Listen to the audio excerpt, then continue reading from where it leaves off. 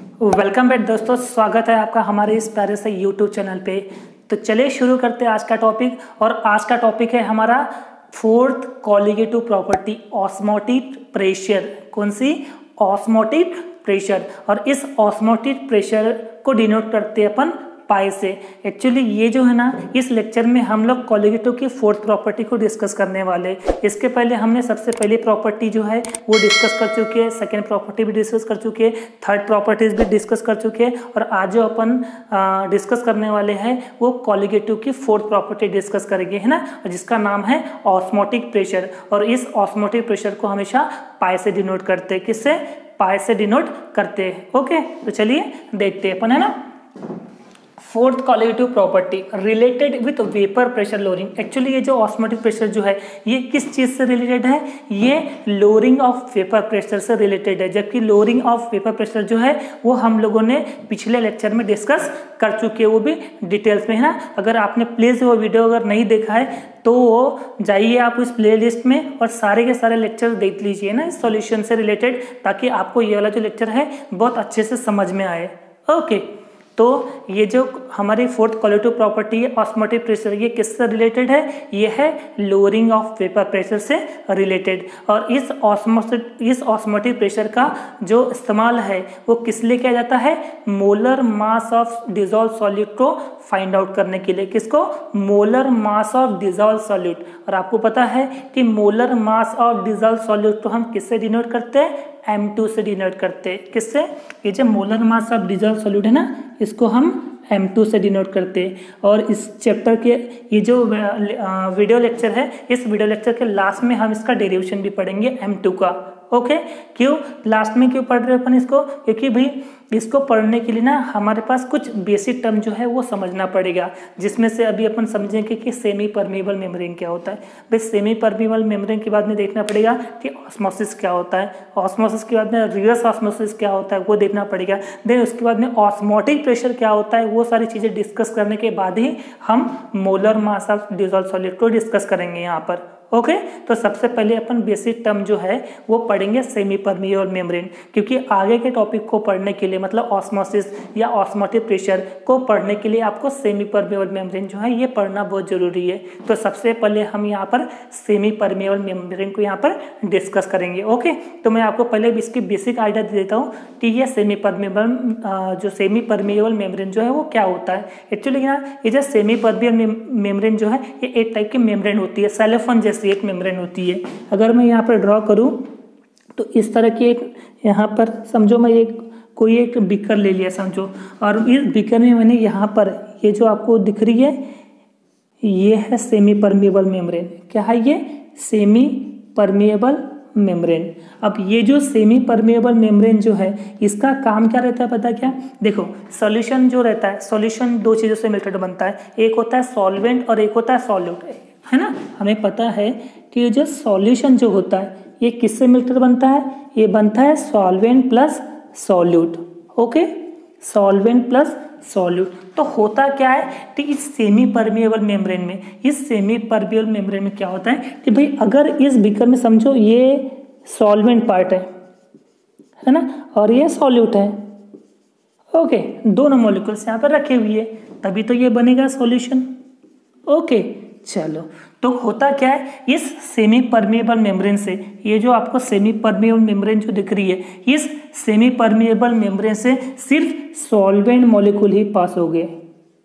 कौन से मॉलिक्यूल पास होंगे? सिर्फ सॉल्वेंट मॉलिक्यूल पास होंगे, सॉल्यूट मॉलिक्यूल पास नहीं होंगे। क्यों नहीं होंगे यहाँ पर?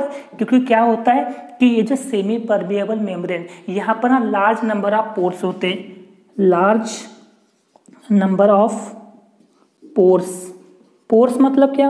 पोर्स मतलब यहाँ पर ऐसे छोटे छोटे जो ऐसे छेद टाइप के रहते हैं। अब ये छिद्र टाइप के रहते हैं ना, इसमें क्या होता है बहुत है ना स्मॉल, ये जो पोर्स रहते हैं ना ये रहते हैं स्मॉल। अब वो इतने छोटे छोटे पोर्स रहते हैं तो यहाँ से क्या होता है कि भाई सॉल्वेंट मॉलिक्यूल जो है वो बड़े आसानी से फ्लो हो जाते हैं, लेकिन सॉल्यूट जो है वो फ्लो नहीं हो पाते। और जो सॉल्वेंट भी जो पास होते, ये जो सॉल्वेंट भी जो पास होते ना वो भी कैसे रहते पता है? सिलेक्टिवली। सेलेक्टिवली मतलब सारा सॉल्वेंट भी पास नहीं होता, लेकिन सेलेक्टिव सॉल्वेंट जो है वो पास होता है, लेकिन सॉल्यूट मॉलिक्यूल जो है ये पास नहीं होता। बस ये काम है सेमी परमेबल मेम्ब्रेन का। ओके, किसी ने पूछा कि सेमी परमेबल मेम्ब्रेन क्या होता है, तो बोलना ये जो सेमी परमेबल मेम्ब्रेन जो है एक टाइप की एक सेल मेम्ब्रेन टाइप की होती है, जिसे सेलफोन टाइप की। अब सेलफोन मतलब कैसा, वहां पर ना छोटे छोटे छोटे ऐसे बहुत मात्रा में ऐसे पोर्स रहते हैं, छेद रहते हैं ना, और उसमें से क्या होता है सॉल्वेंट मॉलिक्यूल जो है वो पास हो जाता है, लेकिन सॉलिड मॉलिक्यूल जो है वो पास नहीं हो पाता। तो जहां से भी सॉलिड मॉलिक्यूल सिर्फ पास होता है, सॉलिड मॉलिक्यूल पास नहीं होता, उसे हम सेमी परमेबल मेम्ब्रेन कहते हैं। और यहाँ से जो सॉल्वेंट जो पास होगा वो भी कौन सा होगा पता है, सेलेक्टिवली वाला। कौन सा, सेलेक्टिव टाइप का। सभी के सभी सॉल्वेंट पास होगा ऐसा भी नहीं, कुछ सेलेक्टिव टाइप के जो सॉल्वेंट जो है वो पास होगा, है ना। और ये जो पोर्स है बहुत छोटे छोटे रहते हैं, है ना। अगर मैं एग्जांपल के तौर पे देखूँ तो जैसे घर में जो चाय छन्नी होती है ना, जिससे अपन चाय जो है वो छानते हैं, उसमें से देखोगे ना आप तो जो चाय वाला जो लिक्विड पोर्शन जो है वो बड़े आसानी से निकल जाता है ना, लेकिन जो ऊपर में ना वो जो कुछ चाय पत्ती जो है वो रह जाती है, तो उस चाय पत्ती को आप ले लो सॉल्यूट, और वहाँ से जो चाय निकलती है सॉल्वेंट। तो देखो वहाँ से सॉलिड मॉलिक्यूल कितना आसानी से फ्लो हो गया, लेकिन सॉलिड तो ऊपर रहेगा ना। तो वो जो बीच वाली जो चाय छन्नी जो उसमें रहते ना, वो एक जाली टाइप की, वो एक मेम्ब्रेन टाइप की हुई, बस उसी के जैसा ये पूरा सेमी परमेबल मेम्ब्रेन। ओके, तो चलिए डिस्कस करते हैं इसके बारे में। देखो क्या लिखा हुआ है, it is the film such as cellophane which has pores large enough to allow the solid molecule to pass through them. क्या बोले कि भाई ये जो सेमी परमेबल मेम्ब्रेन जो है एक फिल्म है। फिल्म मतलब एक नहीं क्या बोलते इसे अपन, छाननी टाइप का, एक छानना टाइप का, है ना।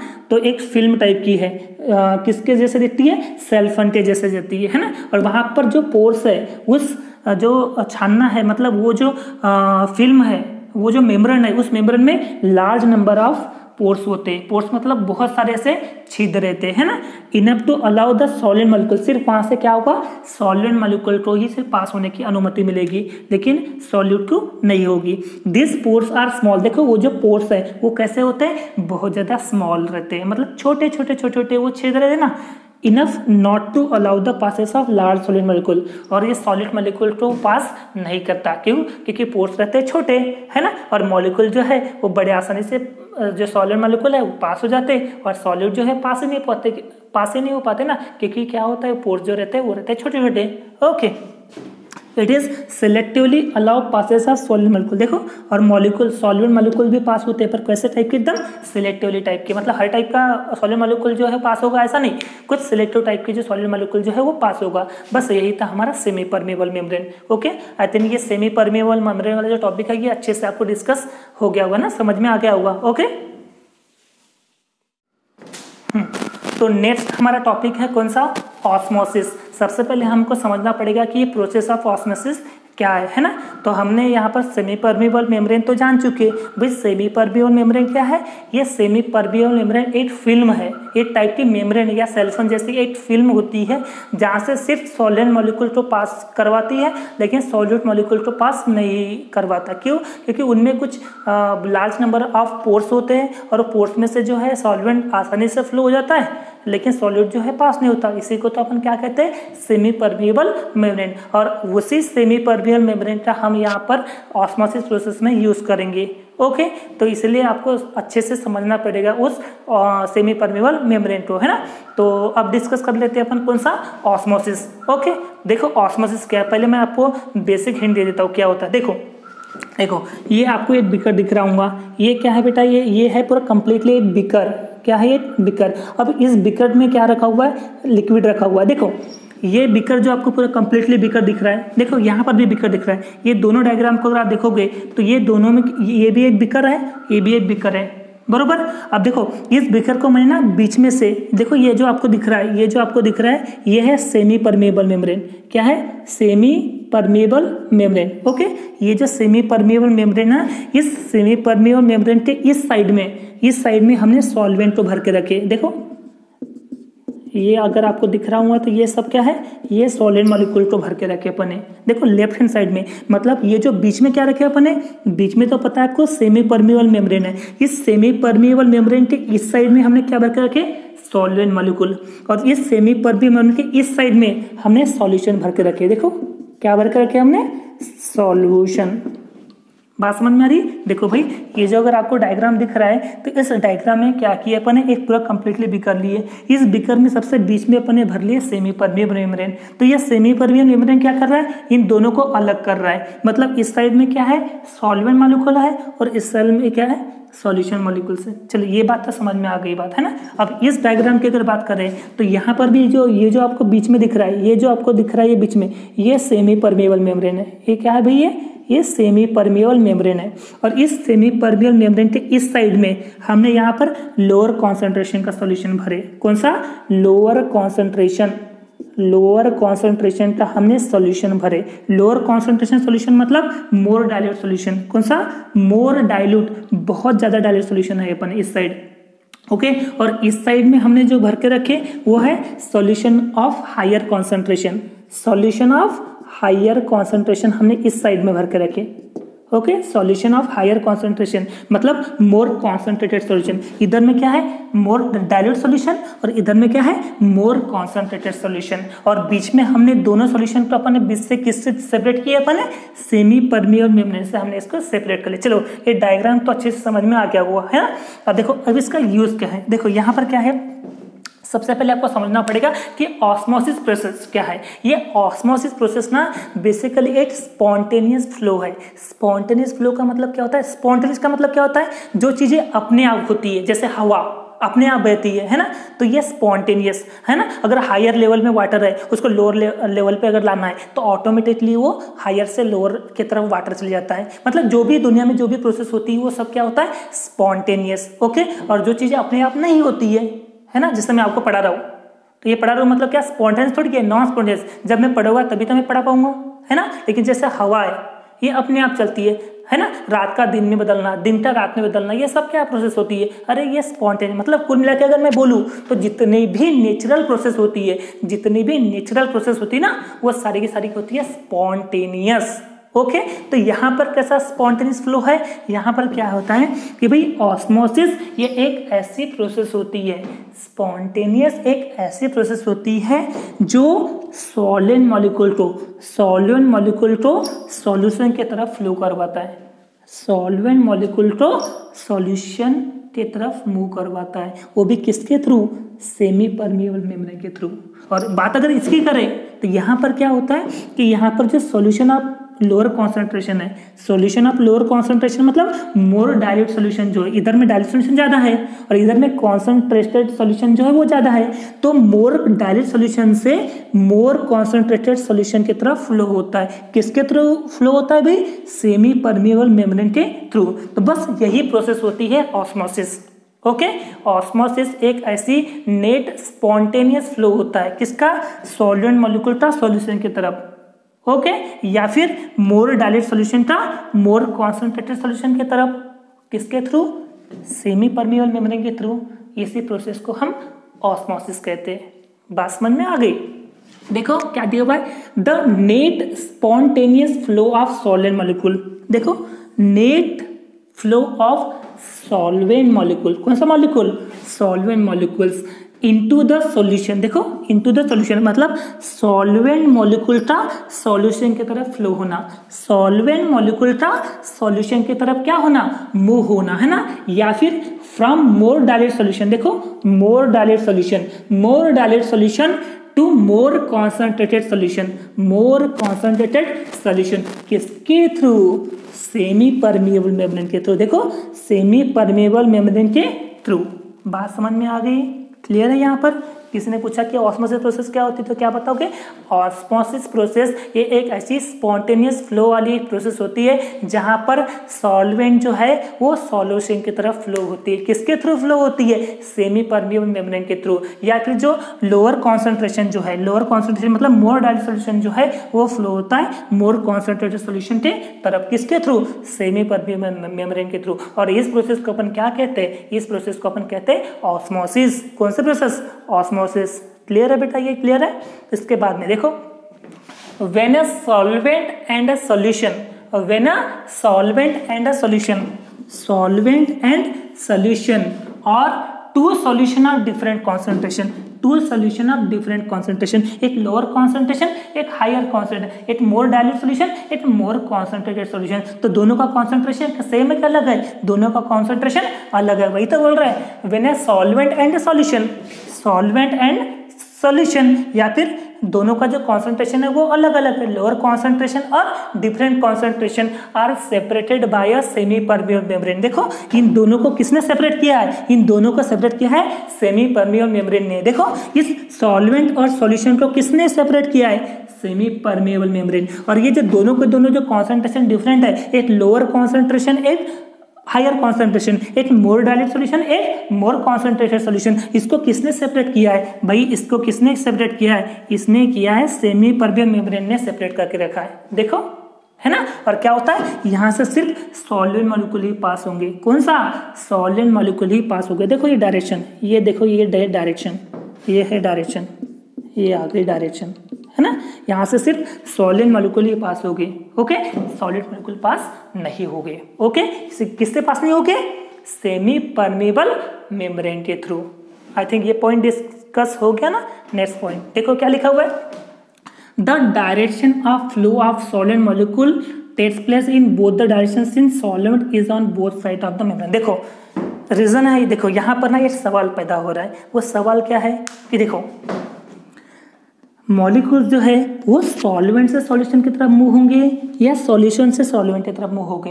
अरे ये तो सवाल हो रहा है ना कि भाई जो मॉलिक्यूल्स हैं वो लोअर कॉन्सेंट्रेशन से हायर कॉन्सेंट्रेशन की तरफ मूव हो रहा है या हायर से लोअर की तरफ हो रहा है। मतलब मोर डाइल्यूट सॉल्यूशन से मोर कॉन्सेंट्रेटेड सॉल्यूशन की तरफ फ्लो हो रहा है या मोर कॉन्सेंट्रेटेड सॉल्यूशन से लोअर कॉन्सेंट्रेशन की मोर डाइल्यूट सॉल्यूशन की तरफ मूव हो रहा है।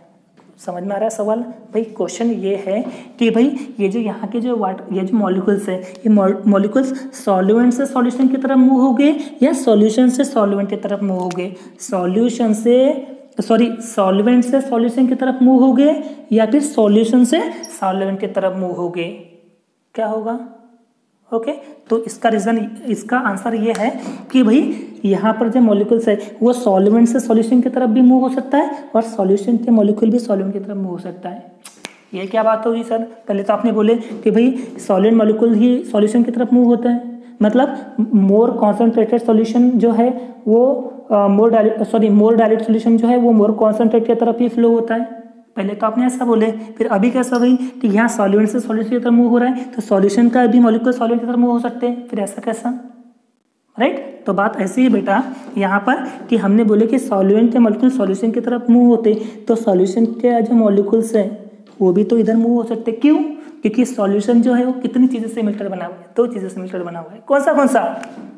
एक होता है सॉल्यूट और एक होता है सॉल्वेंट। तो बाय डिफॉल्ट यहाँ पर सॉल्वेंट है या नहीं है? और जब यहाँ पर सॉल्वेंट है तो जब यहाँ का सॉल्वेंट मॉलिक्यूल्स इधर फ्लो हो सकता है तो इस सॉल्यूशन का जो सॉल्वेंट है क्या वो इधर मूव नहीं हो सकता?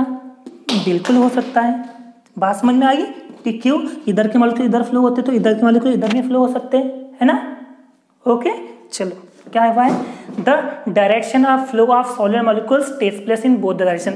मतलब जो ये जो मॉलिक्यूल्स है ना, ये दोनों डायरेक्शन में पॉसिबल है। मतलब सॉल्वेंट से सॉल्यूशन की तरफ या फिर सॉल्यूशन से सॉल्वेंट की तरफ, दोनों तरफ जो है डायरेक्शन जो है ये मूव हो सकता है। क्यों? कि सॉल्यूशन में भी तो सॉल्यूट होता है, सॉल्यूशन में भी तो सॉल्वेंट होता है, तो इसलिए वो दोनों डायरेक्शन में मूव हो सकता है। Okay, since solvent is on both side of the membrane. देखो ये सेमी परमिएबल मेम्ब्रेन से इधर भी सॉल्वेंट है और इधर भी सॉल्वेंट है, सॉल्यूशन में तो सॉल्वेंट है ना, तो इधर भी है और इधर भी है। तो भाई इधर के मॉलिक्यूल इधर भी फ्लो हो सकते हैं या फिर इसके मॉलिक्यूल्स इधर भी फ्लो हो सकते हैं, दोनों तरफ हो सकते हैं।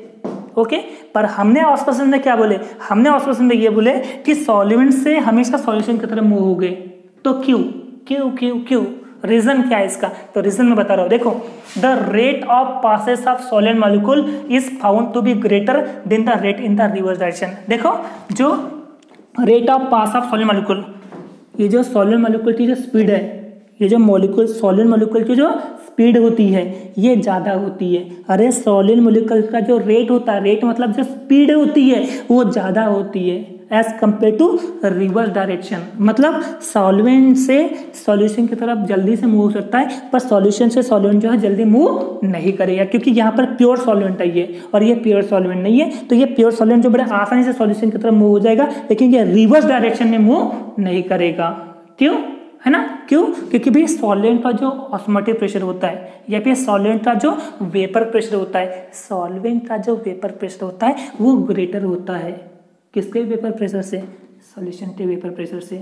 मैं यहाँ पर देखो नोट करके रख लो, ये बात नोट करके रखो। क्या बोले कि सॉल्वेंट का जो वेपर प्रेशर होता है, सॉल्वेंट का जो वेपर प्रेशर होता है वो ग्रेटर होता है किससे? सॉल्यूशन के वेपर प्रेशर से। मैं फिर से बोल रहा हूँ कि सॉल्वेंट का जो वेपर प्रेशर ग्रेटर होता है as compare to solution of vapour pressure. इसीलिए सॉल्वेंट जो है वो सॉल्यूशन की तरफ मूव होता है, लेकिन सॉल्यूशन से सॉल्वेंट की तरफ मूव नहीं होता। बात समझ में आई है ना? रीजन किसी ने पूछा था, बिल्कुल एक ही देना कि भाई सॉल्वेंट का जो वेपर प्रेशर होता है वो हायर होता है, ग्रेटर होता है एज कंपेयर टू सॉल्यूशन के वेपर प्रेशर से। देखो भाई, because the vapour pressure of solvent is greater than that of solution. तो ये थी पूरी completely process of osmosis. Okay,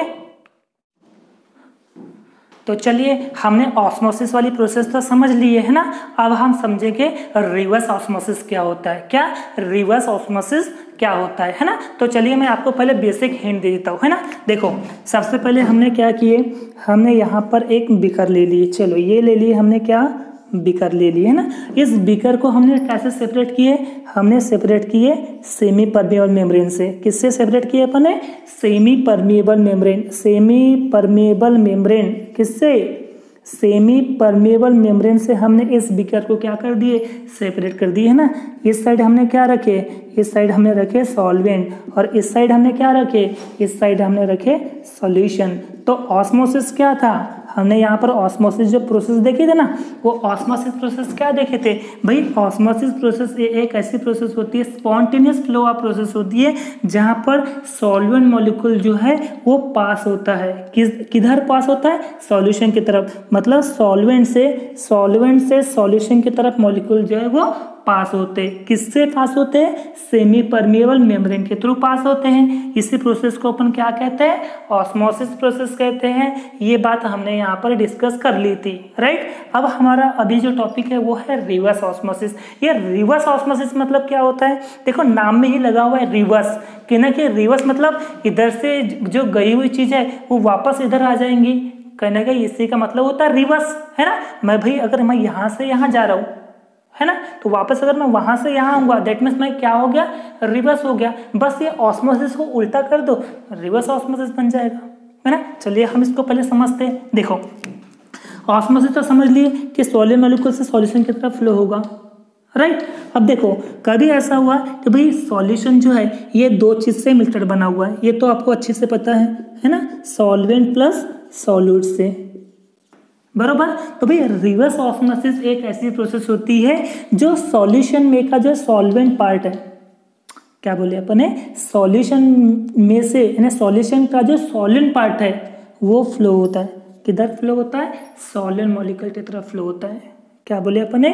solution का, इस सॉल्यूशन का जो सॉल्वेंट पार्ट है ये फ्लो होता है। किस साइड फ्लो होता है? सॉल्वेंट की तरफ। अच्छा ये सॉल्वेंट कौन सा था? ये सॉल्वेंट था, प्योर सॉल्वेंट है। ये क्या है? Pure solvent. और ये जो सॉल्वेंट किसका है? ये इस सॉल्यूशन का सॉल्वेंट है। तो जो सॉल्यूशन का जो सॉल्वेंट है वो रिवर्स डायरेक्शन में फ्लो होता है। मतलब सॉल्यूशन का सॉल्वेंट जो है इस प्योर सॉल्वेंट की तरफ मूव होता है। तो ये जो मूव होने वाली जो प्रोसेस होती है इसे अपन कहते हैं रिवर्स ऑस्मोसिस। किसके थ्रू रिवर्स होगी? है सेमी परमेबल मेम्ब्रेन के थ्रू रिवर्स होगी। बस इसी प्रोसेस को अपन कहते हैं रिवर्स ऑस्मोसिस, है ना। चलो बेसिक हिंट तो समझ में आ गई, है ना। अच्छा यहाँ पर एक बात आपको याद रखना है, एक बात कौन सी याद रखना है आपको, कि यहाँ पर जो इस सॉल्यूशन पे हम सॉल्यूशन पे कोई ना कोई एक प्रेशर अप्लाई होगा। सॉल्यूशन पे क्या अप्लाई होगा? प्रेशर, है ना। सॉल्यूशन में जो है ये सॉल्यूशन पे प्रेशर अप्लाई होगा, और जो सॉल्यूशन पे जो प्रेशर अप्लाई होगा वो हमेशा ग्रेटर रहेगा। किससे? ऑस्मोटिक प्रेशर से, ऑस्मोटिक प्रेशर से। ये बात आपको अच्छे से याद रखना है ना। ये हो सकता है एंट्रेंस एग्जाम में भी पूछ सके, है ना। क्या बोले अपने? सॉल्यूशन पे जो प्रेशर अप्लाई होता है सॉल्यूशन पे जो प्रेशर अप्लाई होता है वो हमेशा ग्रेटर रहता है। किससे ग्रेटर रहता है? ऑस्मोटिक प्रेशर से। समझ में आया? एमसीक्यू का भी ये पॉइंट बन सकता है कि solution pressure is always greater than osmotic pressure. Okay, चलिए ये बात तो समझ में आ गई होगी ना कि रिवर्स ऑस्मोसिस क्या होता है। हालांकि हम इसको डेमोस्ट्रेट भी करेंगे, ये जो फिगर आपको दिखा दिया रहा है रिवर्स ऑस्मोसिस, हम इसको पहले डिस्कस भी करेंगे, है ना। लेकिन सबसे पहले हमको रिवर्स ऑस्मोसिस समझना था, वो अपन ने समझ लिए। अब देखो यहाँ पर फिगर में आपको दिखाई दे रहा है, फिगर में क्या दिख रहा है आपको? देखो ये एक बीकर ले लिए अपन ने, ले लिए। अब इसको भी हमने क्या कर दिया? सेपरेट कर दिए। अब सेपरेट किससे करते हैं अपन करते हैं सेमी परमिएबल मेम्ब्रेन से। किससे सेपरेट किए अपन ने? सेमी परमिएबल मेम्ब्रेन से अपने इसको क्या कर दिए? सेपरेट कर दिए। तो इस साइड में क्या रखा हुआ है? इस साइड में रखा हुआ है फ्रेश वाटर। क्या रखा हुआ है? Fresh water. और इस साइड में क्या रखा है? Salt water. अरे सेमी परमिएबल के इस साइड में, मतलब लेफ्ट साइड में हमने क्या रखे? Fresh water. और राइट हैंड साइड में क्या रखे? सॉल्टी वाटर, है ना। तो अगर ये ऑस्मोसिस प्रोसेस होती तो ऑस्मोसिस प्रोसेस में क्या होता है कि जो फ्रेश वाटर के जो मॉलिक्यूल है, यानी फ्रेश वाटर के जो सॉलिड मॉलिक्यूल है, वो पास होते सेमी परमिएबल मेम्ब्रेन से। किधर पास होते? सॉल्ट वाटर की तरफ। लेकिन ये प्रोसेस कौन सी है? Reverse osmosis. और रिवर्स ऑस्मोसिस में क्या होगा कि जो सॉल्ट वाटर का जो सॉल्वेंट मॉलिक्यूल है, सॉल्ट वाटर में के जो सॉल्वेंट मॉलिक्यूल, मैं बार बार रिपीट कर रहा हूँ, सॉल्ट वाटर के जो सॉल्वेंट मॉलिक्यूल है वो रिवर्स हो जाएंगे। किधर रिवर्स हो गए? फ्रेश वाटर की तरफ। किसके थ्रू? सेमी परमिएबल मेम्ब्रेन के थ्रू। समझ में आ रहा है? क्यों? देखो यहाँ पर फ्रेश वाटर और सॉल्टी वाटर, अगर आपको फिगर दिख रहा है तो इस फिगर में फ्रेश वाटर और सॉल्ट वाटर को सेपरेट किसने किया है? सेमी परमिएबल मेम्ब्रेन ने सेपरेट किया है, राइट। और ये जो सॉल्ट वाटर का कुछ सॉल्वेंट होगा तो सॉल्ट वाटर का सॉल्वेंट जो है वो मूव होगा किधर में? फ्रेश वाटर की तरफ। अब ये क्यों मूव हुआ? क्योंकि भाई यहाँ पर जो सॉल्यूशन है, ये जो फ्रेश वाटर वाला ये सॉल्ट वाटर वाला जो सॉल्यूशन है, ये सॉल्यूशन में क्या अप्लाई हुआ है? प्रेशर अप्लाई हुआ है। सॉल्यूशन पर जो प्रेशर अप्लाई हुआ है वो हमेशा ग्रेटर रहता है यहाँ पर। किससे? ऑस्मोटिक प्रेशर से। भाई ऑस्मोटिक प्रेशर से अगर सॉल्यूशन का प्रेशर अगर ज़्यादा रहता है दैट मीन्स वो कौन सी डायरेक्शन में होता है? रिवर्स डायरेक्शन में होता है। ये बात आपको अच्छी तरीके से याद रखना है कि रिवर्स डायरेक्शन किधर होता है भाई? कि जो सॉल्ट वाटर का जो सॉल्वेंट है वो बिल्कुल ही फ्रेश वाटर में क्या हो जाएगा? डायरेक्शन में आ जाएगा, फ्लो होना स्टार्ट कर देगा। किसके थ्रू हो जाएगा? ये सेमी परमिएबल मेम्ब्रेन के थ्रू होगा। चलो ये बात समझ में आ गई। ये थी बेसिक आइडिया। अब हम मेन टॉपिक पे डिस्कस करते हैं। ओके, देखो क्या दिखा है। Osmosis is flow of solvent through a semi permeable membrane in the solution. मतलब ऑस्मोसिस एक ऐसी प्रोसेस होती है जो सॉल्वेंट से सॉल्यूशन की तरफ फ्लो होती है, यानी मूव होती है। किसके थ्रू मूव होती है? सेमी परमिएबल मेम्ब्रेन के थ्रू। ऐसी प्रोसेस को हम ऑस्मोसिस कहते हैं, ठीक है। The solvent then flow from solution into pure solvent through semi-permeable membrane. This phenomena is called as reverse osmosis. क्या बोले अपन ने भाई? जो the solvent then flow from solution, देखो सॉल्यूशन का जो सॉल्वेंट है, सॉल्यूशन का जो सॉल्वेंट है, देखो ये जो सॉल्यूशन है, इस सॉल्यूशन का जो सॉल्वेंट है वो मूव होगा, वो फ्लो होगा। किधर फ्लो होगा? Pure solvent. देखो pure solvent, pure solvent, solution का जो सॉल्वेंट है वो मूव होगा प्योर सॉल्वेंट की तरफ। किसके थ्रू मूव होगा? सेमी परमिएबल मेम्ब्रेन के थ्रू। और ये इस फिनोमेना को अपन क्या कहते हैं? इस फिनोमेना को हम कहते हैं रिवर्स ऑस्मोसिस। क्या कहते हैं? Reverse osmosis. ओके, बात समझ में आ रही है कि जो सॉल्यूशन का जो सॉल्वेंट है वो सॉल्वेंट जो है वो मूव होता है प्योर सॉल्वेंट की तरफ, फ्लो होता है प्योर सॉल्वेंट की तरफ। किसके थ्रू? सेमी परमिएबल मेम्ब्रेन के थ्रू। इस फिनोमेना को हम क्या कहते हैं? रिवर्स ऑस्मोसिस कहते हैं। बात समझ में आ गई होगी आपको, है ना। चलिए अब इस टॉपिक की बात करें। अब ये जो आपको डायग्राम दिख रहा है ये रिवर्स ऑस्मोसिस का है। तो ये सेटअप दिख रहा है आपको, देखो figure show the setup for reverse osmosis. ये जो आपको फिगर दिख रहा है, देखो ये प्यारा सा फिगर जो दिखाई दे रहा है, ये एक सेटअप है। किसका सेटअप है? ये है रिवर्स ऑस्मोसिस का सेटअप है। अब इस रिवर्स ऑस्मोसिस के सेटअप पे क्या दिख रहा है आपको? यहाँ दिख रहा है आपको एक बीकर है, उसको अपने सेपरेट किए। किसके थ्रू सेपरेट किए? अपने सेमी परमिएबल मेम्ब्रेन के थ्रू सेपरेट किए। क्या क्या है यहाँ पर? एक फ्रेश वाटर है और एक सॉल्ट वाटर रखा हुआ है, वही तो है। चलो देखो, fresh water and salt water are separated by a semi permeable membrane. की जो फ्रेश वाटर है और सॉल्ट वाटर जो है ये सेपरेट हुआ है। कौन से मेम्ब्रेन के थ्रू सेपरेट हुआ है? सेमी परमिएबल मेम्ब्रेन के थ्रू सेपरेट हुआ है। क्लियर है? When the pressure larger the osmotic pressure of solution is applied to the solution, pure water from salty water passes into fresh water through semi permeable membrane. क्या बोले, जब भी solution का जो pressure, जब भी सॉल्यूशन का प्रेशर, देखो जब भी सॉल्यूशन का प्रेशर ग्रेटर रहेगा ऑस्मोटिक प्रेशर से, जब भी सॉल्यूशन का प्रेशर हायर रहेगा ऑस्मोटिक प्रेशर से, तो जो प्योर वाटर रहेगा सॉल्ट वाटर का, इस सॉल्ट वाटर का क्या रहेगा, प्योर वाटर, और ये प्योर वाटर किधर फ्लो होगा, वो फ्लो होगा किधर, फ्रेश वाटर के तरफ। अब ये यहाँ का जो सॉल्टी वाटर का जो प्योर वाटर जो है ये तो मूव होगा, किधर में मूव होगा, मतलब किधर पास होगा, ये पास होगा फ्रेश वाटर की तरफ, लेकिन किससे पास होगा, सेमी परमेबल मेम्ब्रेन के से थ्रू। ये था हमारा कौन सा, रिवर्स ऑस्मोसिस। बात समझ में आ गई कि सॉल्ट वाटर का जो प्योर वाटर है वो पास होगा फ्रेश वाटर की तरफ, किसके थ्रू, सेमी परमेबल मेम्ब्रेन के थ्रू। तो ये पूरा का पूरा सेटअप था रिवर्स ऑस्मोसिस।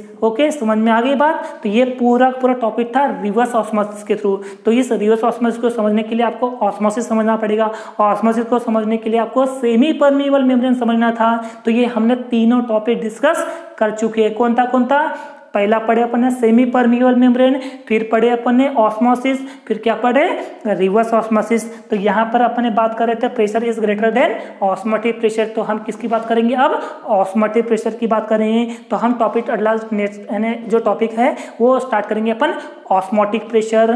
ओके,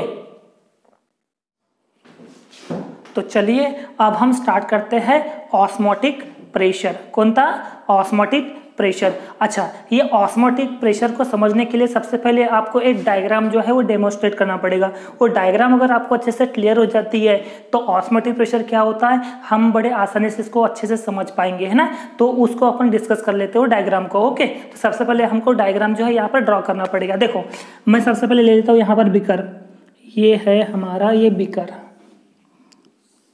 ये है बीकर। चलो मैं नाम दे देता हूँ, ये क्या है हमारा बीकर। ओके, इस बीकर में हमने ना सॉल्यूशन वाटर फिलअप कर दिए। तो इस सॉल्यूशन के अंदर में अपन ने क्या फिलअप कर दिए, वाटर फिलअप कर दिए। ये अपन ने वाटर फिलअप कर दिए। ओके, क्या है इसे, क्या कहते हैं अपन, वाटर। ये आ गया हमारे पास वाटर, है ना। वाटर से हमने इसको फिल कर दिए। ओके, अब हमको क्या है, एक ना कोनिकल फ्लास्क जैसा एक ट्यूब लेना है। कोनिकल फ्लास्क जैसा एक ट्यूब लेना है, वो मैं टोनिकल फ्लास्क जैसा एक ट्यूब ले लेता हूँ। ये ले लिया मैंने कोनिकल फ्लास्क जैसा एक ट्यूब, ये ले लिया, ये दिख रहा है आपको, ये ले लिया मैंने कोनिकल फ्लास्क जैसा एक ट्यूब ले लिया, है ना। अब इसमें आप देखोगे तो यहाँ पर मैंने नीचे में मैंने रख दिया यहाँ पर सेमी परमेबल मेम्ब्रेन। ये जो है ना, ये जो आपको दिख रहा है इसे कहते हैं हम यहाँ पर semi permeable membrane, semi permeable membrane. Okay, अब यहाँ पर क्या अपन है, यहाँ पर ये जो है, ये जो मॉलिक्यूल है, ये मॉलिक्यूल है शुगर मॉलिक्यूल। कौन सा मॉलिक्यूल, शुगर मॉलिक्यूल। ओके, अब ये जो शुगर मॉलिक्यूल दिख रहा है आपको, ये शुगर मॉलिक्यूल हमने इसे फ्लास्क में भर के रखे। अब होगा क्या यहाँ पर, होगा यहाँ पर ऐसा कुछ कि ये जो वाटर है, अब इस जाहिर सी बात है ये जो वाटर है, वाटर में सॉल्वेंट तो होगा ही, सीधी सी बात है यहाँ पर सॉल्वेंट तो होगा। अब ये सॉल्वेंट क्या होगा, ये सेमी परमेबल मेम्ब्रेन से पास हो गए। अरे सॉल्वेंट जो है ये सेमी परमेबल मेम्ब्रेन से क्या हो गए, पास हो गए। अब जब ये सेमी परमेबल मेम्ब्रेन से पास होंगे तो ये मेम्ब्रेन से मतलब इस फ्लास्क से ये ऊपर जाने की कोशिश करेगा। देखो ये ऊपर में जाने की कोशिश करेगा, ये ऊपर में जाने की कोशिश करेगा, है ना। अब देखो यहाँ से जो भाई सेमी परमेबल मेम्ब्रेन का काम क्या करता है, सेमी परमेबल में सॉलिड मॉलिक्यूल जो है ये फ्लो होना स्टार्ट हो जाता है। तो देखो सॉलिड मॉलिक्यूल यहाँ से फ्लो होना स्टार्ट हो जाएगा। पर क्या होता है यहाँ पर, अच्छा ये जो सॉलिड मॉलिक्यूल पास होना मतलब कौन सी प्रोसेस हो गई, ऑस्मोसिस प्रोसेस हो गई, है ना। तो जैसे यहाँ पर सॉल्वेंट मॉलिक्यूल यहाँ से पास होगा मतलब ऑस्मोसिस प्रोसेस जैसे ही यहाँ पर अप्लाई होगी तो इधर से एक प्रेशर लगना स्टार्ट हो जाएगा। अब ये प्रेशर कौन सा भाई, ये इधर से प्रेशर लगेगा और एक इधर से प्रेशर लगेगा। तो जिसकी वजह से क्या होगा, एक प्रेशर यहाँ पर जनरेट होगा, मतलब ऑस्मोसिस बढ़ते जाएगा। पर कुछ समय के बाद में क्या होता है, यहाँ पर एक प्रेशर अप्लाई होना स्टार्ट हो जाएगा और उस प्रेशर को अपन बोलते हैं हाइड्रोस्टैटिक फोर्स। कौन सा, हाइड्रोस्टैटिक फोर्स। ये यहाँ से यहाँ तक, ये जो आप देख पा रहे हो ये है हाइड्रोस्टैटिक फोर्स। ओके। और जैसे यहाँ पर ये हाइड्रोस्टैटिक फोर्स जनरेट होगा तो ये हाइड्रोस्टैटिक फोर्स जो है ना ये स्टॉप कर देता है। किसको स्टॉप करता है? ये ऑस्मोसिस प्रोसेस को स्टॉप करता है। और जैसे ये ऑस्मोसिस प्रोसेस को हाइड्रोस्टैटिक फोर्स जो है ये स्टॉप करता है, और इसी फोर्स को अपन कहते हैं कौन सा? Osmotic pressure. कौन सा? Osmotic pressure. बात समझ में आई क्या? क्या बोले अपने? जैसे ये सेमी परमेबल मेम्ब्रेन से सॉल्वेंट पास होगा तो कौन सी प्रोसेस अप्लाई होंगी यहाँ पर होगी ऑस्मोसिस, राइट। अभी ऑस्मोसिस से जो है ये मॉलिक्यूल पास होना स्टार्ट हो जाएगा, पर एक समय ऐसा आएगा कि इधर से प्रेशर जनरेट होगा और कहीं ना कहीं ये प्रेशर जो है ये इस सॉलिड मॉलिक्यूल को, मतलब ऑस्मोसिस वाली जो प्रोसेस है उसको स्टॉप करने की कोशिश करेगा। तो जो प्रोसेस स्टॉप करती है ऐसे फोर्स को हाइड्रोस्टैटिक फोर्स कहते हैं अपन। कौन था? Hydrostatic force. और ये हाइड्रोस्टैटिक फोर्स क्या करता है? उस ऑस्मोसिस प्रोसेस को क्या करता है? स्टॉप करता है। ऑस्मोसिस प्रोसेस को क्या करता है? स्टॉप करता है, ओके। और इसे हाइड्रोस्टैटिक फोर्स को हम कहते हैं ऑस्मोटिक प्रेशर। और इस ऑस्मोटिक प्रेशर को हम डिनोट करते हैं पाई से। किससे करते हैं? पाई से। आई थिंक ये डायग्राम से आपको क्लियर हो गया होगा, है ना। देखो, the hydrostatic pressure that stop osmosis called as osmotic pressure of the solution. मतलब जो हाइड्रोस्टैटिक प्रेशर, यहाँ पर जो हाइड्रोस्टैटिक फोर्स बन रहा है, मतलब सॉरी ये हाइड्रोस्टैटिक प्रेशर है ना। तो यहाँ पर जो हाइड्रोस्टैटिक जो प्रेशर बन रहा है, इस हाइड्रोस्टैटिक प्रेशर जो है ये ऑस्मोसिस को क्या कर रहा है? स्टॉप करता है। और उसे स्टॉप करने वाली जो प्रेशर है उस प्रेशर को अपन कौन सा कहते हैं? Osmotic pressure. और ये ऑस्मोटिक प्रेशर जो रहता है ये हमेशा पाई से डिनोट करते हैं। किससे डिनोट करते हैं अपन? पाई से डिनोट करते हैं, है ना। अच्छा, अब ये हाइड्रोस्टैटिक फोर्स की वैल्यू क्या है? Hydrostatic pressure is given by h rho g. कौन सा फार्मूला है? H rho into g. अच्छा, ये H का मतलब क्या है? H is the height of liquid column in tube. देखो ये जो हाइट है, यहाँ से जो राइज हो रहा है ना, ये है H। क्या है ये? H, height of liquid column in tube. यहाँ पर लिक्विड का जो कॉलम बन रहा है ना, ये हाइट ऑफ द ट्यूब है, H दिखाता है, ओके। और रो क्या है? ये जो सॉल्यूशन है, इस सॉल्यूशन की क्या दिखाएगा? डेंसिटी दिखाएगा, रो, है ना। और जी क्या है? ये एक्सेलरेशन ड्यू टू ग्रेविटी है, एक्सेलरेशन ड्यू टू ग्रेविटी। ये जी, ये क्या दिखाता है? Hydrostatic pressure. Hydrostatic pressure is equal to H rho G. H मतलब हाइट, रो मतलब डेंसिटी, जी मतलब एक्सेलरेशन ड्यू टू ग्रेविटी। और osmotic pressure is not the pressure produce by solution. और एक बात याद रखना, ये जो ऑस्मोटिक प्रेशर जो है ये सॉल्यूशन प्रोड्यूस नहीं करता। याद रखना कभी भी कि जो ऑस्मोटिक प्रेशर जो है ये सॉल्यूशन प्रोड्यूस नहीं करता है। ऑस्मोटिक प्रेशर को सॉल्यूशन प्रोड्यूस नहीं करता है। ये सिर्फ प्रोड्यूस कब होता है? जब सॉल्यूशन और सॉल्वेंट दोनों सेपरेट होते। किसके थ्रू सेपरेट होते? सेमी परमेबल मेम्ब्रेन के थ्रू, है ना। तभी ये कोई क्या बोलते हैं अपन, ऑस्मोटिक प्रेशर जो है वो एग्जिस्ट करेगा। देखो भाई, it exist only when the solution is separated. Solution is separated from the solvent. किसके थ्रू सेपरेट होता है? सेमी परमेबल मेम्ब्रेन के थ्रू। बात समझ में आ रहा है? क्या बोले, कभी भी ये जो ऑस्मोटिक प्रेशर जो है ये सॉल्यूशन से प्रोड्यूस नहीं होता। ये कब एग्जिस्ट करता है? जब सॉल्यूशन और सॉल्वेंट जो है वो सेमी परमेबल मेम्ब्रेन से क्या होते? सेपरेट आउट होते। और जब ये सॉल्यूशन सॉल्वेंट से सेपरेट आउट होते तब जाके ये ऑस्मोटिक प्रेशर जो है वो एग्जिस्ट करता है, जिसको हम डिनोट करते हैं पाई से, है ना। तो ये था हमारा पूरा कंप्लीट टॉपिक ऑस्मोटिक प्रेशर के बारे में, ओके। अब हमारा नेक्स्ट टॉपिक है isotonic, hypertonic and hypotonic solution. कौन सा? आइसोटोनिक सॉल्यूशन क्या होता है, हाइपरटोनिक सॉल्यूशन क्या होता है और हाइपोटोनिक सॉल्यूशन क्या होता है, हम इसे बड़े अच्छे से समझेंगे एग्जाम्पल के थ्रू से, ओके। तो सबसे पहले हम डिस्कस करेंगे आइसोटोनिक सॉल्यूशन। किसके बारे में? Isotonic solution. तो देखते हैं हम आइसोटोनिक सॉल्यूशन क्या होता है। टू और मोर solutions having the same osmotic pressure are said to be isotonic solution। देखो क्या है, मान लो कि मैंने एक बीकर ले लिया, ये वाला एक और ये वाला एक बीकर ले लिया, ठीक है। इसमें मैंने क्या रख दिया? इसमें मैंने भर दिया 0.1 मोलरिटी ऑफ सॉल्यूशन, ओके। अच्छा, 0.1 मोलरिटी ऑफ सॉल्यूशन किसका? यूरिया का, किसका, यूरिया, मतलब कुल मिलाकर मैं बोलूँ 0.1 मोल सॉल्यूशन ऑफ किसका, यूरिया का, ठीक है। और इसमें मैंने रख दिया same 0.1 molarity solution of sucrose, ठीक है। तो क्या बोले भाई, ये देखो यहाँ पर क्या है 0.1 मोल सॉल्यूशन ऑफ यूरिया, और यहाँ पर भी 0.1 मोल सॉल्यूशन ऑफ सुक्रोज, यहाँ यूरिया का है और यहाँ पर सुक्रोज का, जबकि यहाँ पर अपने वॉल्यूम सेम लिए, 0.1 मोल यहाँ पर भी लिए, 0.1 मोल यहाँ पर भी लिए। देखिए यहाँ पर 0.1 जो मोल है वो यूरिया का लिए, यहाँ पर 0.1 मोल जो है वो सुक्रोज का लिए। तो ये दोनों के दोनों जो ऑस्मोटिक प्रेशर, इसका ऑस्मोटिक प्रेशर, इसका ऑस्मोटिक प्रेशर, मतलब यूरिया का ऑस्मोटिक प्रेशर और सुक्रोज का जो ऑस्मोटिक प्रेशर जो है वो सेम है।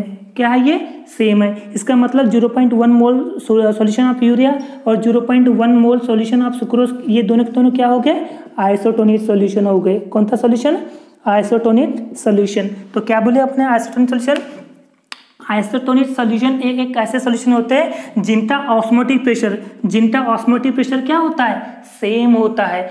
आइसोटोनिक सॉल्यूशन एक ऐसे सॉल्यूशन होते हैं जिसका ऑस्मोटिक प्रेशर्स क्या होते हैं, सेम होते हैं ना। और एग्जाम्पल में क्या लिए अपन ने, 0.1 mole solution of urea and 0.1 mole solution of sucrose are isotonic. Why, because both the osmotic pressure are equal, है ना। 0.m urea solution and 0.m sucrose solution are isotonic because their osmotic pressure are equal. ये था isotonic solution के बारे में। Okay, next है हमारा hypertonic solution. कौन सा, हाइपरटोनिक सॉल्यूशन। देखते हैं, if two solutions have unequal osmotic pressure, the more concentrated solution with higher osmotic pressure is said to be hypertonic solution. देखो हाइपरटोनिक सॉल्यूशन ये एक ऐसे सॉल्यूशंस होते हैं जिनका बोथ यानी दोनों सॉल्यूशन का जो ऑस्मोटिक प्रेशर जो है वो सेम नहीं होगा, वो अनइक्वल होगा। क्या बोले अपन ने, हाइपरटोनिक सॉल्यूशन ये एक ऐसे सॉल्यूशन होते हैं जहां पर दोनों के दोनों सॉल्यूशन का जो ऑस्मोटिक प्रेशर जो है वो क्या होगा, अनइक्वल होगा, है ना। और वहां पर कॉन्सेंट्रेटेड सॉल्यूशन जो है बहुत ज्यादा होगा, किसके साथ में, हायर ऑस्मोटिक प्रेशर। और जहां पर भी ऑस्मोटिक प्रेशर हायर होता है, जहां पर भी ऑस्मोटिक प्रेशर हायर होता है उसे अपन कहते हैं हाइपरटोनिक सॉल्यूशन। कौन सा, हाइपरटोनिक सॉल्यूशन। हम इसके एग्जांपल के थ्रू भी समझेंगे, लेकिन उसके पहले अपन हाइपोटोनिक सॉल्यूशन की बात कर लेते हैं। देखो हाइपोटोनिक सॉल्यूशन क्या होता है, हाइपोटोनिक सॉल्यूशन भी एक ऐसे सॉल्यूशन होते हैं जहां पर दोनों के दोनों सॉल्यूशन का जो ऑस्मोटिक प्रेशर है वहां पर भी अनइक्वल होता है, और मोर वहां पर देखो मोर डायलेट सॉल्यूशन होगा लेकिन लोअर ऑस्मोटिक प्रेशर होगा। क्या होगा, लोअर ऑस्मोटिक प्रेशर होगा। जहां पर हायर ऑस्मोटिक प्रेशर है उसे अपन हाइपरटोनिक सॉल्यूशन कहते हैं, और जहां पर लोअर ऑस्मोटिक प्रेशर रहता है उसे अपन हाइपोटोनिक सॉल्यूशन कहते हैं। बात समझ में आया, हायर ऑस्मोटिक प्रेशर किसमें, हाइपरटोनिक सॉल्यूशन में, और lower isotonic solution, lower osmotic pressure किसमें, हाइपोटोनिक सॉल्यूशन पे, है ना। अब चलो अब इसका एग्जांपल देख लेते हैं। क्या है, क्या दिया हुआ एग्जांपल में, दिया हुआ है if osmotic pressure of sucrose solution is higher than that of urea solution, the sucrose solution is hypertonic to urea solution and the urea solution is hypotonic to the sucrose solution. मतलब जैसे ये osmotic pressure, किसका osmotic pressure, ये ले लिए हमने sucrose solution का। कौन सा सॉल्यूशन का, सुक्रोज सॉल्यूशन का ऑस्मोटिक प्रेशर जो होता है वो ग्रेटर होता है। मान लेते हैं अपन कि जो सुक्रोज सॉल्यूशन का जो ऑस्मोटिक प्रेशर होता है वो ग्रेटर होता है, किससे, osmotic pressure of urea solution के। तो होगा क्या दोनों के दोनों केस में कि जो सुक्रोज सॉल्यूशन जो है, सुक्रोज सॉल्यूशन जो है वो यूरिया सॉल्यूशन पे क्या हो जाएगा, हाइपरटोनिक सॉल्यूशन। क्यों हाइपरटोनिक, क्योंकि देखो सुक्रोज सॉल्यूशन का ऑस्मोटिक प्रेशर क्या है, ज्यादा होता है as compare to urea solution पे। और डेफिनेशन भी अपन ने ये बोले कि जहां पर हाइपरटोनिक सॉल्यूशन में क्या था कि जो ऑस्मोटिक प्रेशर है वो कैसा रहता है, हायर। तो देखो सुक्रोज का ऑस्मोटिक प्रेशर ज्यादा है एज कम्पेयर टू यूरिया, इसका मतलब सुक्रोज सॉल्यूशन जो है वो यूरिया सॉल्यूशन पे क्या है, हाइपरटोनिक है। क्या है ये, हाइपरटोनिक। और वही जो यूरिया सॉल्यूशन जो है वो सुक्रोज सॉल्यूशन पे क्या होगा, हाइपोटोनिक होगा। क्यों, क्योंकि अपने को पता है कि हाइपोटोनिक सॉल्यूशन एक ऐसा सॉल्यूशन होता है जिसका ऑस्मोटिक प्रेशर क्या होता है, लोअर। तो देखो यहाँ पर यूरिया सॉल्यूशन का ऑस्मोटिक प्रेशर क्या है, लोअर है। बात समझ में आ रही है? तो ये हो गया इसका एग्जाम्पल, किसका, हाइपरटोनिक और हाइपोटोनिक। तो आई थिंक क्लियर हो गया होगा कौन सा, आइसोटोनिक सॉल्यूशन, हाइपरटोनिक सॉल्यूशन और हाइपोटोनिक सॉल्यूशन। आइसोटोनिक सॉल्यूशन एक ऐसा सॉल्यूशन होता है जिसका ऑस्मोटिक प्रेशर क्या होता है, सेम होता है। हाइपरटोनिक सॉल्यूशन क्या होता है, ये एक ऐसे सॉल्यूशन होते हैं जिनका ऑस्मोटिक प्रेशर तो अनइक्वल होता है लेकिन ऑस्मोटिक प्रेशर क्या रहता है, हायर होता है। और हाइपोटोनिक सॉल्यूशन का भी ऑस्मोटिक प्रेशर जो होता है वो अनइक्वल रहता है लेकिन उसका जो ऑस्मोटिक प्रेशर जो रहता है वो लोअर होता है। और एग्जांपल भी अपन ने उसको डिस्कस कर लिए। ओके, तो अब हमारा नेक्स्ट टॉपिक है कौन सा, osmotic pressure and concentration of the solution. कौन सा, ऑस्मोटिक प्रेशर। ऑस्मोटिक प्रेशर मतलब क्या, पाई, है ना, एंड कॉन्सेंट्रेशन ऑफ सॉल्यूशन मतलब एम।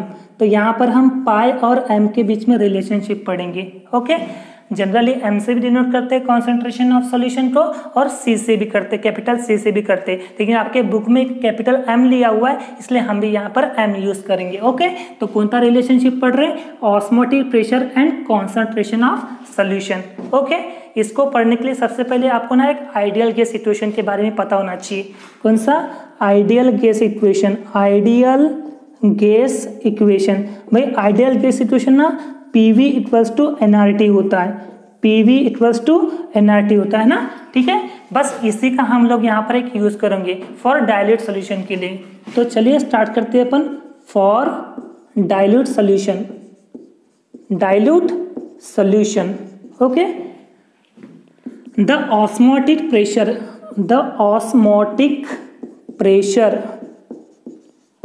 इज, देखो जैसे वो इक्वेशन क्या है, PV इक्वल्स टू nRT, तो मैं यहाँ पर लेता हूँ PV इक्वल्स टू nRT। क्यों, क्योंकि यहाँ पर वो जो P है ना वो प्रेशर नॉर्मल वाला है और यहाँ पर हम जो प्रेशर यूज कर रहे हैं वो कौन सा है, ऑस्मोटिक है, इसलिए हमने यहाँ पर पाई दिखाया ना, PV equals to nRT, PV equals to nRT। अच्छा, यहाँ पर एक बात याद रखना कि ये जो n होता है, ये n मतलब होता है नंबर ऑफ मोल। क्या होता है, नंबर ऑफ मोल। लेकिन हम यहाँ पर number of mole of solute लेंगे। क्या लेंगे, number of mole of solute. मतलब यहाँ पर हम यूज करेंगे N2। क्या यूज करेंगे यहाँ पर, N2 यूज करेंगे, है ना। तो अगर हमने यहाँ से ऑस्मोटिक प्रेशर की वैल्यू निकालना चाहेंगे तो क्या बनेगा, ये पाई है, V मल्टीप्लाई में है, तो इधर में आके क्या बनेगा, डिवाइड बनेगा। देखो N2RT डिवाइड बाय V, ये आ गया हमारे पास इक्वेशन नंबर 1। ओके, अब देखो यहाँ पर एक बात याद रखना कि जो N2 बाई V है, यहाँ पर जो N2 बाई V है, बट N2 बाई V जो है ये होता है कैपिटल M की वैल्यू।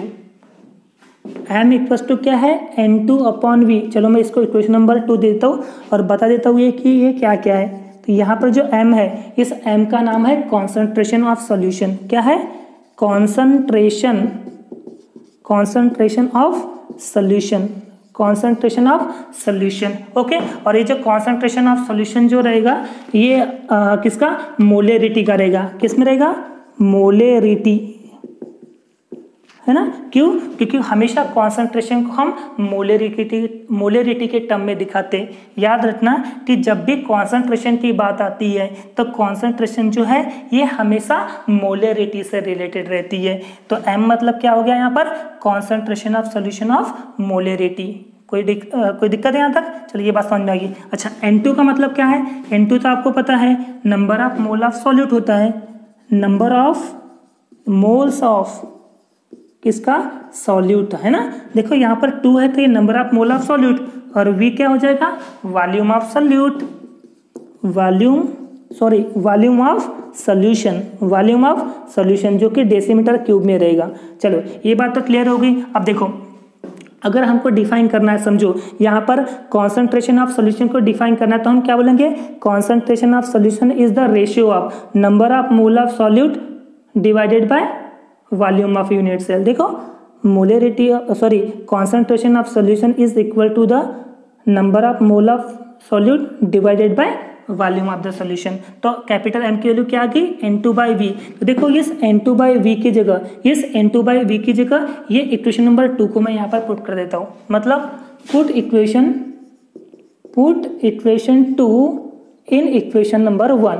तो इक्वेशन 2 को इक्वेशन नंबर 1 में पुट कर दो, तो क्या बनेगा, ये बनेगा पाई इक्वल्स टू, देखो N2/V की जगह मैं क्या रहूंगा, कैपिटल M/R/T, कैपिटल M/R/T, ये आ गया हमारे पास इक्वेशन। ओके, जहां पर R का मतलब होता है मोलर गैस कांस्टेंट, क्या होता है, मोलर गैस कांस्टेंट, और इसकी वैल्यू होती है 0.08206 decimetre cube atmosphere kelvin inverse mole inverse. क्या क्या बोले अपन ने, ये आर का मतलब क्या होता है, मोलर गैस कांस्टेंट, इसकी वैल्यू होती है 0.08206 decimetre cube ATM atmosphere kelvin inverse mole inverse. ये किसकी वैल्यू होगी, मोलर गैस कांस्टेंट की। बात समझ में आ रही है यहाँ पर।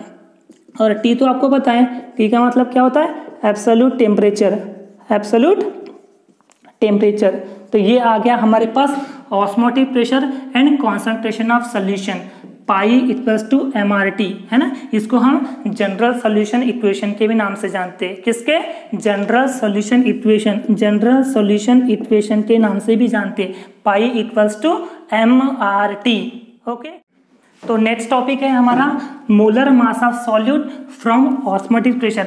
ऑस्मोटिक प्रेशर से हम मोलर मास ऑफ सॉल्यूट को कैसे कैलकुलेट करेंगे, है ना। याद करो अपने स्टार्टिंग में, इसी लेक्चर के स्टार्टिंग में हमने बोले थे कि ऑस्मोटिक प्रेशर का इस्तेमाल किया जाता है मोलर मास ऑफ सॉल्यूट को कैलकुलेट करने के लिए, फाइंड आउट करने के लिए। तो देखो वो टाइम आ गया, अभी हम मोलर मास ऑफ सॉल्यूट को निकालने जा रहे हैं। ओके, तो उसे अपन एक्सप्रेशन के फॉर्म में निकालेंगे। ओके, तो आपको फार्मूले जो है उसको अच्छे से याद रखना है, क्यों, क्योंकि न्यूमेरिकल में इसकी जरूरत पड़ेगी। ओके, चलो स्टार्ट करते हैं। अभी हमें पता ideal gas equation, ideal gas equation क्या होता है, PV इक्वल्स टू NRT। बस उस PV इक्वल्स टू NRT को अपन पाई V इक्वल्स टू NRT लेंगे, क्योंकि वहां पर जो प्रेशर यूज हो रहा था नॉर्मल प्रेशर यूज हो रहा था। यहाँ पर जो हम प्रेशर यूज कर रहे हैं कौन सा, ऑस्मोटिक प्रेशर यूज कर रहे हैं, तो वही गैस लिखते हैं, लेकिन किसके लिए, फ्रॉम डाइल्यूट सोल्यूशन ना। तो for dilute solution, dilute solution के लिए जो ऑस्मोटिक प्रेशर रहेगा, डाइल्यूट सोल्यूशन के लिए जो ऑस्मोटिक प्रेशर रहेगा, ऑस्मोटिक प्रेशर इज गिवन, क्या होता है अभी, pi V equals to NRT, pi V equals to NRT। तो आप यहाँ से ऑस्मोटिक प्रेशर निकालोगे तो V मल्टीप्लाई में इधर में आके क्या बनेगा, इधर में बनेगा डिवाइड, V मतलब क्या बन जाएगा यहाँ पर, डिवाइड। इसे मैं इक्वेशन नंबर 1 देता हूँ। और बात याद रखना, मैंने बताया था कि ये जो N जो है ये number of mole of solute रहता है, number of mole of solute. Okay, but हमें पता है N मतलब क्या होता है, W डिवाइड बाय M होता है। N जो होता है वो क्या होता है, W बाय M होता है। Number of mole is equal to the ratio of mass upon molar mass, mass upon molar mass. तो हमें यहाँ पर किसकी जरूरत है, N2 की जरूरत है। तो मैं अगर सॉल्यूट के लिए यूज करूंगा तो weight of solute divide by mass of solute, sorry molar mass of solute, mass of solute divide by molar mass of solute. मैंने क्या बोला, W2 क्या है, मास of solute, mass of solute, और यहाँ पर M2 क्या बन गया, molar mass of solute, molar mass of solute. बात समझ में आ रही है। और क्या यहाँ पर N2 तो मतलब होता है number of moles of solute. चलो ये बात समझ में आई। N2 equals to W2 divide by M2, W2 मतलब मास ऑफ सॉल्यूट, M2 मतलब मोलर मास ऑफ सॉल्यूट, और N2 मतलब number of mole of solute. Okay, इस इक्वेशन को मैं यहाँ पर पुट कर देता हूँ। देखो N2 की वैल्यू मैं यहाँ पर पुट कर देता हूँ, N2 की वैल्यू मैं यहाँ पर पुट कर दूँ। चलो पुट कर देता हूँ, मैं इसको इक्वेशन नंबर 2 देता हूँ, और इक्वेशन नंबर 2 को मैं यहाँ पर इक्वेशन नंबर 1 में पुट कर देता हूँ। Put equation 2 in equation number 1। तो क्या बनना चाहिए हमारे पास इक्वेशन, ये बनेगा, चलो मैं इधर ड्रॉ लिख लेता हूँ, पाई इक्वल्स टू N2 की वैल्यू क्या है, W2 divide by M2, W2 divide by M2, W2 divide by M2 into RT divided by V। Okay, कोई डाउट है तक के? तो बनेगा pi equals to W2RT divide by M2 into V। देखो ये एक्सप्रेशन आ गया ऑस्मोटिक प्रेशर का, किसके फॉर्म में, मोलर मास ऑफ सॉल्यूट के फॉर्म में। देखो molar mass of solute from osmotic pressure, देखो ऑस्मोटिक प्रेशर से हमने मोलर मास ऑफ सॉल्यूट को निकाल दिए। या फिर आप चाहो तो ऐसा भी कर सकते हो, M2 को इधर ला लो, तो M2 को मैं इधर ला लूँ, देखो डिवाइड में ना, तो इधर में ला लिया तो मैंने मल्टीप्लाई बन गया, तो भाई ये तो मल्टीप्लाई में इधर में आके क्या बनेगा, डिवाइड में बन जाएगा, W2RT divided by pi into V. ये आ गया हमारे पास इक्वेशन किसका, मोलर मास ऑफ सॉल्यूट, है ना। देखो ऑस्मोटिक प्रेशर की मदद से हमने मोलर मास ऑफ सॉल्यूट को कैलकुलेट कर दिए, है ना।